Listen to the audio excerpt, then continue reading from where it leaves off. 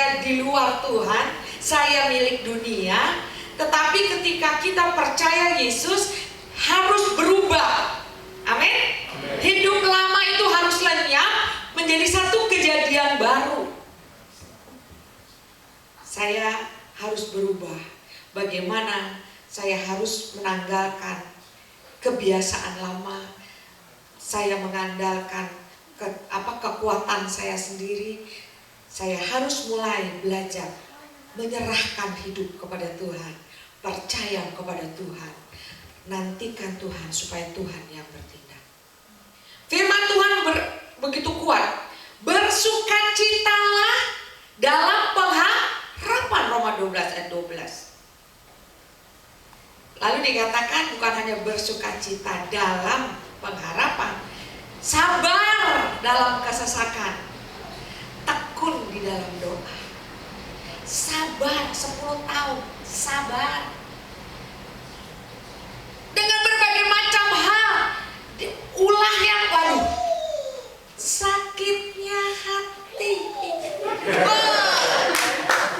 sakit, tapi harus sabar, harus tetap berpengharapan dalam menghadapi apapun, tetap bersukacita. Tuh, itu nonsen kalau manusia duniawi. Betul Bapak Ibu? Orang ditinggal selingkuh bersukacita. Nah, sabar, tekun dalam doa. Orang nunggu itu paling susah kan? Bisa sakit perut lah, bisa inilah. Wah, itu apa ya namanya? Bisa stres. Tapi bagaimana kita bisa mempercayakan diri dan yakin, karena Yesus berkata pengharapan di dalam Dia tidak mengecewakan. Amin. Amin. Bahwa Dia, pengharapan itu adalah Dia sendiri. Itu merupakan sauh yang aman bagi hidup kita. Nah, sekarang bagaimana itu betul-betul nyata jadi? Nyerah. Kenapa harus 10 tahun Bapak Ibu? Itu adalah satu proses. Dari kepompong sampai jadi kupu-kupu. Kalau udah jadi kupu-kupu indah loh, betul gak? Tapi prosesnya, wah jadi kepompong jelek, gak ada harga. Saya dulu gak ada harga, saya merasa diri saya pun gak ada harga. Tapi buat Tuhan yang menciptakan kita, kita berharga. Oh, bagaimana Tuhan itu menyadarkan saya, kamu tuh berharga. Suamimu boleh melihat kamu gak berharga, tapi kamu berharga di mata. Amin. Itu memberikan kekuatan buat saya, memampukan saya bangkit dari keterpurukan. Saya bisa berjalan terus dengan sabar. Saya yakin bahwa Tuhan punya rencana yang besar, yang tidak bisa digagalkan selama kita mau mempercayakan hidup kepada Tuhan. Saya seperti tadi sudah dibilang, saya itu kafir. Siapa yang sangka? Orang yang namanya percaya sama Yesus saja tuh tak mungkin. Saya setia, saya sungguh-sungguh hidup berdoa betul-betul sebagai orang Muslim.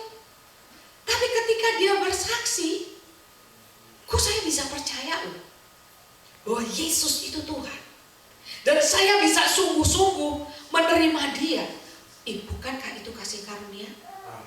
Tapi Filipi 1 ayat 29 bukan mengatakan hanya karena anugerah itu bukan ketika kita percaya saja, tapi kita juga harus menderita untuk Dia. Amin. Jadi saya nggak sangka bahwa ada harga, karena kalau kita dengar tentang kesaksian, wah ikut Tuhan, wah akan bahagia, ikut Tuhan luar biasa, Tuhan kita begini, Tuhan kita begini, Tuhan kita begini. Tapi ketika masuk aktivis gereja loh, bisa tuh tinggalin Tuhan, bisa tuh tinggalin saya. Orang tua saya bilang, kamu murtad sih. Bukan orang tua saja, keluarga saya semua. Tapi di situ saya diajar untuk tetap percaya, tetap sabar. Saya jalani. Sampai itulah yang membuat akhirnya saya mengerti saya dipanggil Tuhan untuk lebih dari hanya sekedar anak Tuhan. Ketika saya melahirkan anak ketiga, Tuhan pada saat cuti ya 3 bulan itu saya berdoa, saya ikut bedstone di gereja, dan disitulah Tuhan panggil saya. Waduh, saya bilang gak mungkin Tuhan. Apalagi saya sudah tahu suami saya selingkuh, tinggalin saya. Waduh, orang dunia bilang saya gila. Kalau saya kerja semuanya beres, kantor saya jamin, ya untuk kalau sakit, medical check up semua, sampai ke anak, saya dikasih rumah. Nah kalau saya tinggalin, rumah harus dijual, baru nanti sisanya dikasih ke saya. Banyak hal. Tapi Tuhan adalah Tuhan. Mau gak kita percaya, ikut Dia? Ketika saya bertindak, memang orang mencibir saya, kamu ini gak waras, Wan. Orang tua saya, waduh semuanya. Tapi saya tahu kepada siapa saya percaya. Amen. Yaitu Tuhan. Dia tidak pernah memalukan. Ketika saya ikut Yesus, saya tinggalkan semua. Saya nggak pernah yang namanya keleleran. Saya dijamin susah, tapi ada jawaban di dalam Yesus. Di sanalah saya diajar Tuhan, dirubah, bukan lagi hal-hal yang lahiriah yang penting. Saya bukan membangun lagi rumah di atas dasar pasir, tapi Tuhan sedang menolong saya melepaskan dari kehidupan dunia yang akan sebentar hilang, yang kekal, yang tidak kelihatan. Betul Bapak Ibu? Amen. Itulah yang Tuhan sedang ubah manusia batiniah saya, dan saya bangga dengan Tuhan. Kesukaran itu sebenarnya sedang memperkaya saya. Karena 1 Petrus 5 ayat 10 mengatakan bahwa kita dipanggil masuk ke dalam kemuliaannya. Ya, di saat itu walaupun seketika kita harus menderita, tapi di sana Allah sedang melengkapi. Allah sedang menguatkan. Allah sedang meneguhkan. Allah sedang mengokohkan. Penderitaan apa aja Mama rasakan? Saya mengalami penderitaan, waduh. Namanya orang yang jauh dari Tuhan, pergi tangan penuh. Tuhan bilang, menyepelekan, tidak menghormati istri, doanya tergendala. Betul kan? Para pria hati-hati. Jangan kira istri gini-gini, ini ciptaan Tuhan. Amin. Ini luar biasa. Seringkali suami nggak menghormati. Wah, dia sekolahnya lebih tinggi. Pakai sekolah ini. Yang bodoh aja Tuhan bilang mempermalukan ya penuh dengan hikmat. Saya ngalamin bagaimana penderitaan itu menyakitkan. Saya namanya dilatih dengan keadaan yang merosot, yang gak ada uang. Saya kepingin kerja, ya, tapi saya sadar bahwa saya itu ada di dalam ladang Tuhan, bukan karena saya pelarian, bukan karena saya gak kepake oleh dunia, tapi karena Tuhan yang panggil saya. Beda. Dan saya merasakan jaminan Tuhan. Dan yang lebih hebat lagi, ya, ketika suami saya mengambil keputusan yang tadinya saya tunjuk dia, saya suka marah-marah, saya jadi macan loh dulu Bapak Ibu. Saking udah gak bisa ngomong bener jadi salah, yang salah jadi bener. Saya udah gak bisa ngomong apa-apa, saya cakar, macan. Sampai sekarang masih jadi macan ya Pak? Sampai sekarang masih macan sudah. Manis dan cantik gitu. Tuhan itu baik loh. Saya dulu jadi seperti itu, kasar. Wah, istri kalau dikasarin sama bapak-bapak bisa galak loh. Nah, di saat yang keadaan seperti itu, Tuhan mulai mengajar saya bagaimana hidup dengan cara-cara Tuhan. Biasanya saya jadi spy. Wah, sewa taksi jam-jaman, ngikutin dia. Tuh, ya. Namanya maling lebih pintar dari polisi. Iya kan? Gagal. Saya nggak dapatkan sesuatu. Kemudian saya cuma dengar apa kata orang, kata teman-teman. Wanda, kalau mau nyenengin suami balik, kamu les masak. Ikut les masak. Kenapa? Karena cinta laki-laki datang dari perut. Terus belajar make up supaya lebih menarik. Terus lagi, udah kamu belajar senam seks. Negi, bukannya balik lari. Adakah Itu yang terakhir apa tadi saya? Ini suka ganggu. Kok mama dulu nggak cerita apa-apa sih? Mau tahu aja. Jadi nggak apa namanya, bukannya untung buntung sia-sia kita pakai kekuatan kita. Tapi ketika saya belajar menyerah, wah itu luar biasa. Walaupun lambat, makanya tekun, bersabar, itu menyakitkan. Tetapi kuasanya dahsyat, Bapak Ibu. Amen. Luar biasa. Amen. Haleluya. Kita nggak bisa berkorban manusia, tapi Tuhan sanggup. Tuhan sanggup. Saya hanya mulai sungguh-sungguh dengan Tuhan, belajar menyenangkan hati Tuhan. Tapi Tuhan bawa suami saya kembali tahun 89. Bersaksi di gereja-gereja. Kalau orang Jawa bilang geletek. Angkat koper lagi, udah bersaksi.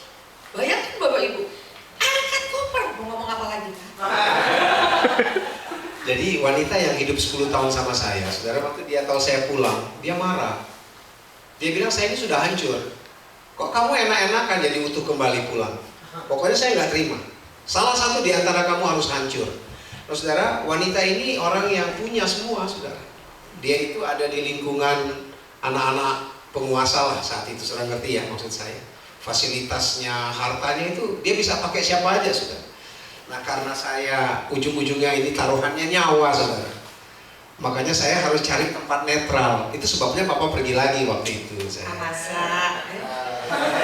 Tapi buat saya, ya coba aja Bapak Ibu-ibu.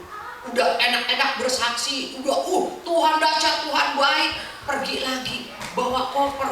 Kan rasanya waduh kayak ditampar, rasa malu, gak ada harga. Tapi di situ Tuhan sedang mengajar saya. Ketika saya sungguh-sungguh bergumul berdoa, pada saat itu saya bilang, Tuhan stop, saya sampai di sini aja lah. Saya yang penting saya melayani Tuhan sungguh-sungguh bersama anak-anak dan suami saya, Tuhan yang urus. Tapi Tuhan itulah, karena Tuhan ternyata punya rencana yang besar bagi keluarga kami. Saya saat itu masuk dalam doa semalaman, sendiri. Ini pengalaman buat saya seumur hidup. Di situ Tuhan tanya sama saya, kamu tuh kenapa anak? Saya bilang, saya sakit Tuhan. Oh sakit, kamu tahu yang kamu rasakan sakit itu apa? Itu dosa. Kamu cuma merasakan dosa satu orang. Kamu tahu aku harus tanggung dosa seluruh umat manusia. Itu yang menyebabkan aku keluar keringat darah. Sungguhnya kamu harus bersyukur, nak. Karena kamu bisa merasakan apa yang aku rasakan, walaupun satu orang. Saya bilang, Tuhan, satu orang ini mau mati. Benar-benar gak kuat. Bayangkan saudara apa yang Yesus alami, rasakan ketika dia tanggung dosa kita. Itu yang Tuhan beri pengertian. Tuhan seperti buka selaput mata saya. Saya melihat kasih Allah yang begitu besar. Bahwa dosa adalah dosa. Dosa itu bukan sekedar kelemahan, bukan sekedar masalah, tapi ada akibatnya, Bapak Ibu. Maut. Di situ saya merasakan, Tuhan, terima kasih buat kasih-Mu siapa saya. Saya tidak sangka bahwa Tuhan pilih saya, sekalipun saya dulu ada di kandungan orang kafir. Jelas amin yang tadi saya dibacakan dalam ayat-ayat pertama. Tapi Tuhan punya rencana yang besar. Saya akhirnya berkata, Tuhan, Saya mau terima suami saya apa adanya. Saya ampuni dia, saya berkati dia. 12 hari kemudian, saya tugasnya setiap hari saya cuma mengampuni, memberkati. Saya merasakan apa yang Yesus rasakan. Saya bersyukur. Saudara, balik dan gak pernah angkat-angkat koper lagi itu. Tahun 91 dia sekolah Alkitab. Dan mulai saat itu kami bersama-sama ada di benak Tuhan melayani. Oh, luar biasa. Tuhan tidak akan kecewa iring Yesus. Dia akan lakukan apa yang dia sudah katakan. Dia tidak pernah gagal. Amen. Itu sebabnya kita mesti bertekun dalam doa, bersabar. Karena Tuhan akan mengerjakan bagiannya ketika kita mengerjakan bagian kita. Tuhan memberkati.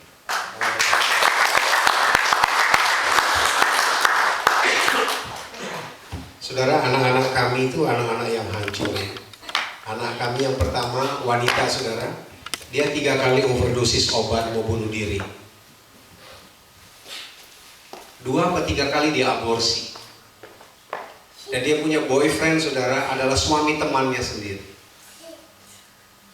Anak saya nomor 2, dia yang merintis di Connecticut, tapi sekarang dia merasa Tuhan panggil dia pulang ke Indonesia, saudara, bersama keluarga.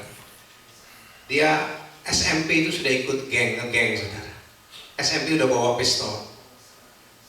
Karena uang yang saya kirim diputarkan di drugs. Dia jadi pemakai, penyalur. Dia tidak takut mati, saudara. Temannya satu persatu sudah meninggal dipanggil Tuhan. Hari ini juga dia sudah melayani Tuhan sepenuh waktu. Anak saya yang pertama jadi istri seorang wakil gembala di Jakarta Selatan. Di Cirende dekat Pondok Indah, saudara. Anak saya nomor 3 sekarang jadi hamba Tuhan bersama istri 1 anak di Connecticut, lagi merintis, saudara.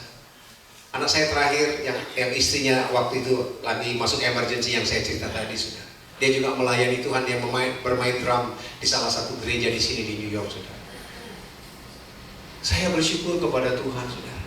Minggu lalu sementara saya beribadah di Philadelphia, tiba-tiba dalam saya lelah, saudara, karena saya melayani lumayan 4 ibadah tempat berbeda, saudara. Tiba-tiba Tuhan beri penghiburan saya. Kamu tahu nggak hari Minggu yang kamu lalui ini? Anakmu yang pertama sedang melayani aku seharian ini. Anakmu yang kedua sedang melayani aku dengan keluarganya. Anakmu yang ketiga, dia pergi ke Norwich, saudara. Pergi ke exit 24, harus pergi lagi ke exit 42, saudara. Itu tidak gampang. Dia sedang melayani aku. Dan anakmu yang keempat pun sedang melayani. Saudara, untuk saya bersyukur kepada Tuhan.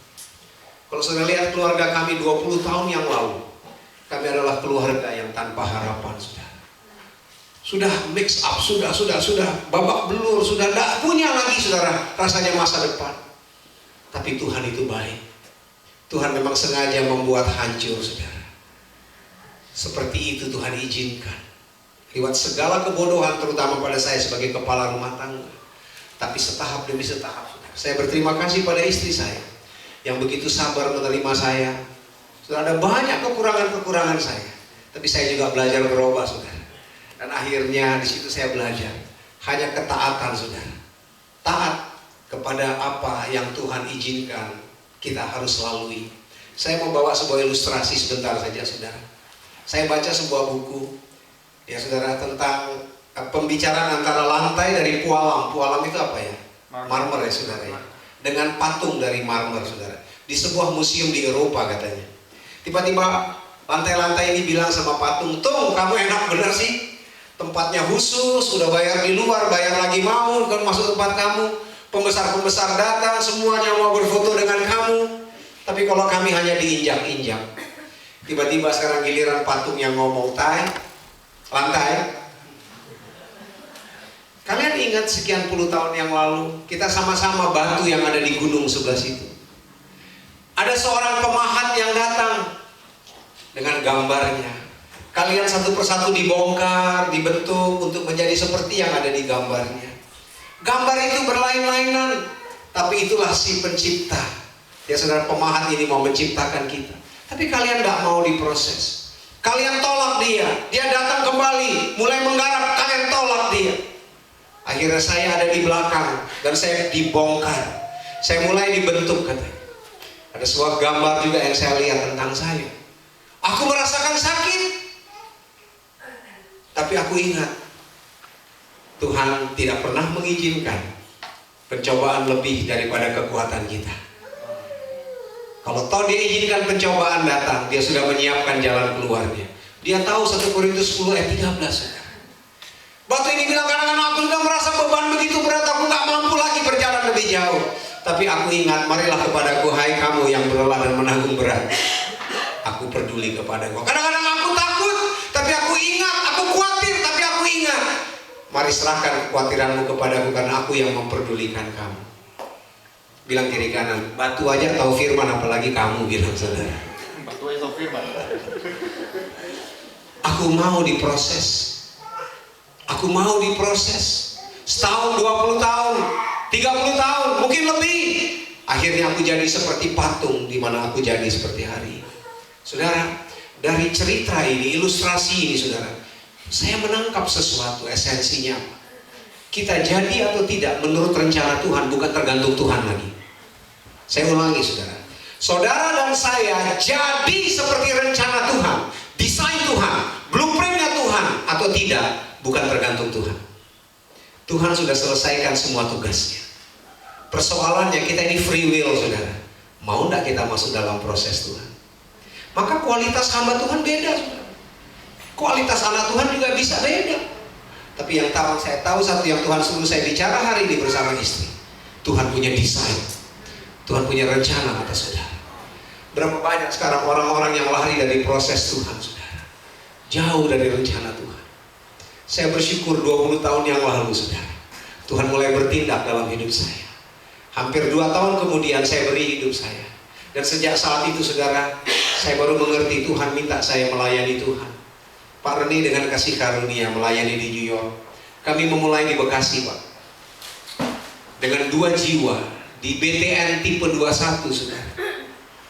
Jemaat yang pertama itu 2 orang, yaitu anak kami sendiri nomor 1, nomor 2. Habis ibadah dipanggil RT disuruh tutup. Saya nemanin saudara istri saya. Saya tidak mau ada di mimbar saat itu, saya baru pulang. Istri saya bilang, Pak udah berjam-jam ngomong, kalau mau tutup aja tapi langkahi mayat saya dulu. Saya kaget saudara. Perempuan banyak kali lebih berani dari laki-laki ya saudara. 2 tahun kemudian saudara, jemaat sudah mulai bertumbuh. Tidak banyak, baru 30-an.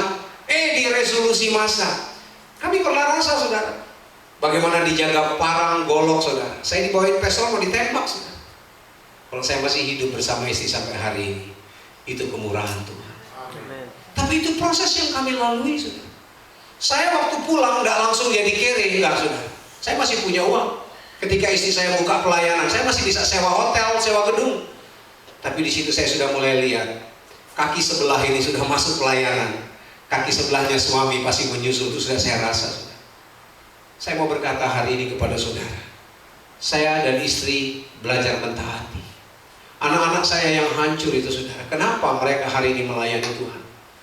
Kalau saudara dengar kesaksian mereka, bukan karena sesuatu program dari gereja, tapi satu hal yang membuat mereka bertaubat, karena mereka melihat sekarang papa sayang mama sayang papa. Mereka punya sampel kehidupan. Hai orang tua yang hadir, Tuhan punya rencana atas saudara. Hai anak muda yang hadir, Tuhan punya rencana atas saudara. Jumpa dengan rencana Tuhan ini saudara. Waktu begitu singkat, waktu tidak lama lagi. Semua keadaan ini saudara, gimana kita mulai? Saya mau berkata begini, gereja saudara tidak akan pernah jadi gereja yang kuat. Saudara mau bikin program apa saja, oke, itu bagus. Tapi gereja tidak akan pernah revival kalau rumah tangga tidak revival. Makanya movement Tuhan dimulai dari keluarga. Kenapa Yesus memulai saudara di pernikahan di Kana? Karena keluarga adalah kuncinya. Kenapa Tuhan keluarkan Israel dari Mesir? Di mana movementnya terjadi? Tulah yang ke-10 ditandai dengan gerakan rumah tangga, betul saudara? Tanda darah di rumah di depan pintu itu saudara. Dimulai rumah tangga. Pada waktu Nehemia mau membangun tembok Yerusalem yang sudah roboh, Tuhan bilang, bawa pedang, siapkan senjata peperangan. Dimulai dari keluarga demi keluarga saudara. Saya percaya, bukan kebetulan saudara ada di New York, tapi saudara mau dipakai untuk menggenapi rencana Tuhan. Gereja ini ada karena untuk menggenapi rencana Tuhan. Saya terus terang Pak Rene dari hati saya bangga lihat P3 sebetulnya. Dan inilah yang kami lakukan di Indonesia, saudara, dengan susah payah. Saya dengar Pak Rene lagi jadi chairman sementara ini untuk di kalangan ini. Saudara, hari-hari ini memang masanya sudah kita harus bersatu. Tapi kesatuan itu harus dimulai dari keluarga kita. Jangan korbankan keluarga karena perkara-perkara yang lain. Saya mau kita berdoa sebentar, kita bangkit berdiri sebentar, saudara. Saya percaya ada Tuhan di tengah-tengah kita.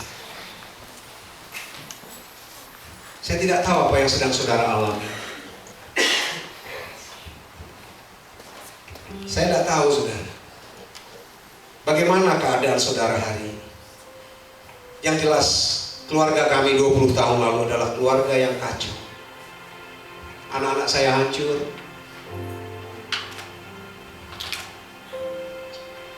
Tapi Tuhan baik. Bisakah kita hari ini berkata, Tuhan, terima kasih kalau aku tahu sejak aku di kandungan Engkau punya rencana atas aku. Saya tidak pernah mengira, saudara. Istri saya lahir lebih kurang hampir 1 tahun sesudah saya lahir. Saya tidak pernah mengira bahwa saya dijodohkan dengan seorang istri, yaitu Wanda, saudara. Saya baru mengerti dan tambah mengerti hari-hari ini. Tuhan tidak pernah salah mempersiapkan jodoh bagi hidup kita. Belajar menerima bukan hanya kelebihan tapi kekurangannya juga, saudara, dan isi kekurangan. Saya mungkin sore ini harus berkata lagi kepada istri saya, sorry mama buat kelakuan papa yang lalu. Saya bersyukur, saudara, saya diberi waktu oleh Tuhan untuk dapat memberi yang terbaik. Saya bukan orang sempurna, keluarga kami bukan sempurna. Izinkan saya untuk menyampaikan satu hal lagi terakhir, saudara. Banyak saya lihat hari-hari yang saudara suka melihat. Ketika seseorang kekasih dipanggil pulang oleh Tuhan, suami atau istri atau anak atau orang tua meraung-raung sudah di depan kekasih. Salah satu raungannya mungkin, aku gak bisa lagi berbuat apa-apa. Kapankah kita berbuat yang terbaik, saudara? Jawabannya adalah ketika dia masih hidup. Sudahkah kita memberi yang terbaik? Coba lihat sebentar, tutup matamu, saudara, ke kayu salib sana. Dia sudah berikan semua bagi saudara dan saya. Jangan lari dari prosesnya. Katakan hari ini, Tuhan, aku mau taati apa yang Kau mau, Tuhan. Memang sakit, saudara, tapi ujungnya diakhiri dengan kesukaan, kebahagiaan. Tuhan, Kau lihat umat-Mu saat ini. Kalau Tuhan berbicara kepada saudara-saudara mau berkata, Tuhan jamah aku, Tuhan. Taruh tangan kanan di dada atau angkat tangan kanan di mana saudara berdiri. Saya percaya ada Tuhan di sini. Tuhan melihat pergumulan saudara, keadaan saudara. Tuhan, kami berdoa saat ini. Kau lihat umat-Mu, Tuhan, yang sedang mengangkat tangan, menaruh tangan di dada. Tuhan, kami memberkati mereka. Kami minta tangan-Mu yang kuat saat ini juga menjamah mereka, Tuhan. Mungkin kami, Tuhan, punya kata-kata yang penuh dengan kekurangan, tapi Kau lihat bahasa hati setiap kami.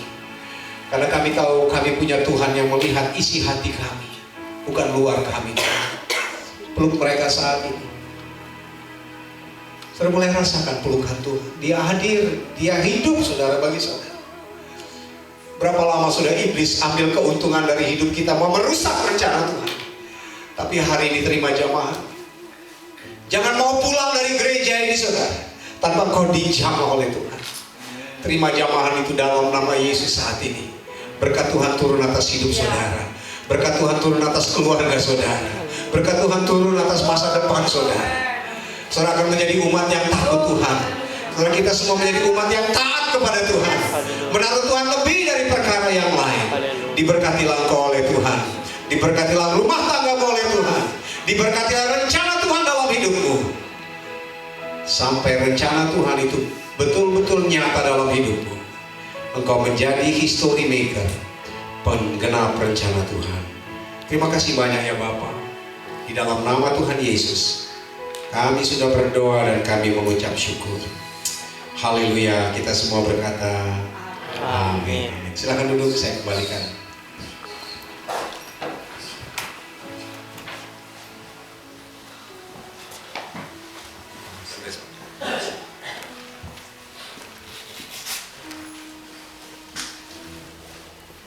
Saya pribadi merasa diberkati hari ini. Laki-laki ya jujur aja sering berdosa untuk istrinya masing-masing. Termasuk saya juga suka berdosa terhadap istri saya. Semua laki-laki. Wanita juga ada dosanya masing-masing. Suami nggak doyan cabai dimasukin apa ada sekalian. Jadi coba nanti pulang ke rumah, suami dengan berani berkata kepada istrinya, maafkan saya apa yang sudah saya lakukan selama ini. Istri juga kalau ada kesalahan, akui.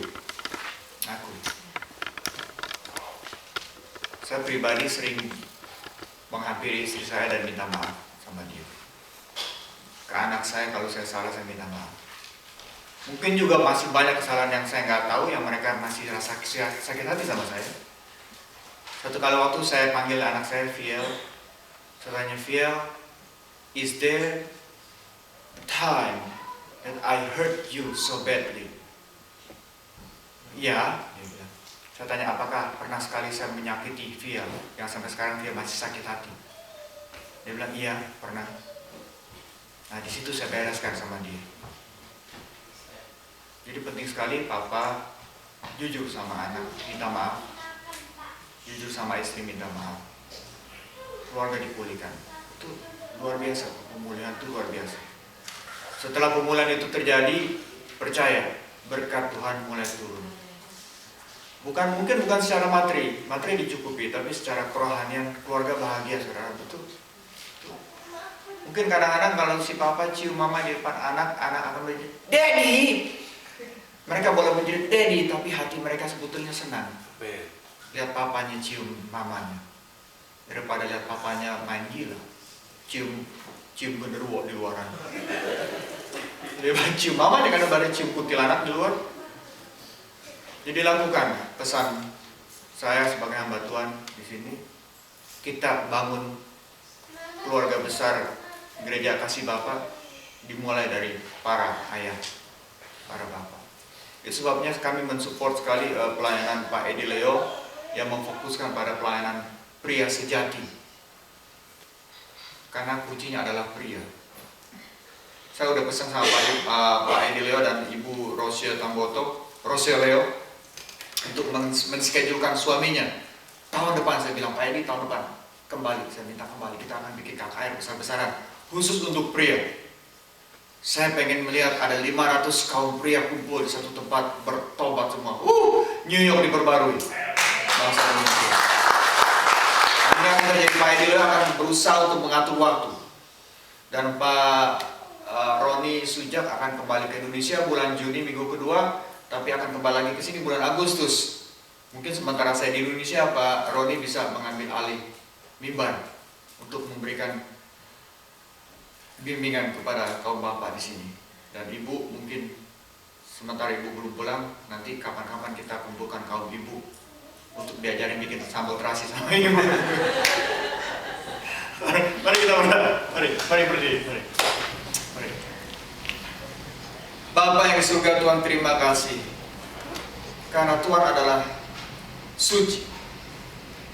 Father, because you are holy, karena Engkau suci, Engkau memerintahkan kami sebagai pemimpin keluarga untuk suci di hadapan-Mu, supaya keluarga kami menjadi suci dan diberkati.